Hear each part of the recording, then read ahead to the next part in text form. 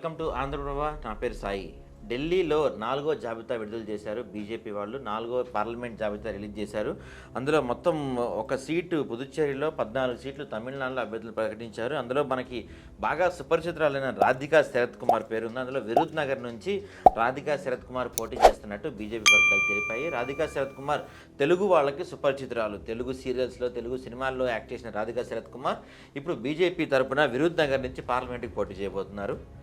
గతంలో 2006లోనే ఏఎండికే పార్టీలో చేరిన రాధికా శరత్ కుమార్ ఆ ఎన్నికల్లో పోటీ చేయలేదు. అంతేకాకుండా పార్టీకి వ్యతిరేక కార్యక్రమాలు పాల్పడుతున్నారని చెప్పి రాధికా శరత్ కుమార్ని పార్టీ నుంచి సస్పెండ్ చేశారు. ఆ తర్వాత రాజకీయాలు కొంచెం దూరంగా ఉంటూ వస్తున్న రాధికా శరత్ కుమార్ అనూహ్యంగా ఇప్పుడు రీసెంట్గా వాళ్ళ భర్త శరత్ కుమార్తో కలిసి బీజేపీలో జాయిన్ అయిన సంగతి తెలిసిందే.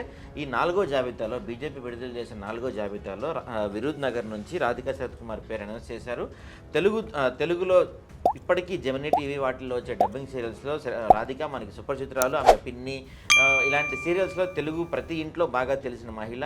చిరంజీవితో చాలా సినిమాలు చేసిన వాళ్ళల్లో రాధిక కూడా ఒకరుగా ఉన్నారు. ఈమె ఇప్పుడు రాజకీయాల్లోకి అరంగేటం చేయటం, అది కూడా ఎంపీ సీటు బీజేపీని దక్కించుకోవటం, తమిళనాడులో ఖచ్చితంగా బీజేపీని బలోపేతం చేసే దిశగా ప్రయత్నాలు చేస్తున్న బీజేపీకి రాధిక అక్కడ ఎంపీగా పోటీ చేయడం కూడా కొంచెం కలిసి వచ్చే అంశమని చెప్పొచ్చు. సినీ గ్లామర్ని గట్టిగా నమ్ముకున్న బీజేపీ తమిళనాడులో రాధికా శరత్ కుమార్ ఖచ్చితంగా ఆమె గెలవడంతో పాటు కొన్ని నియోజకవర్గాలను కూడా ఖచ్చితంగా ప్రభావితం చేయగలుగుతారని చెప్పి బీజేపీ భావిస్తుంది.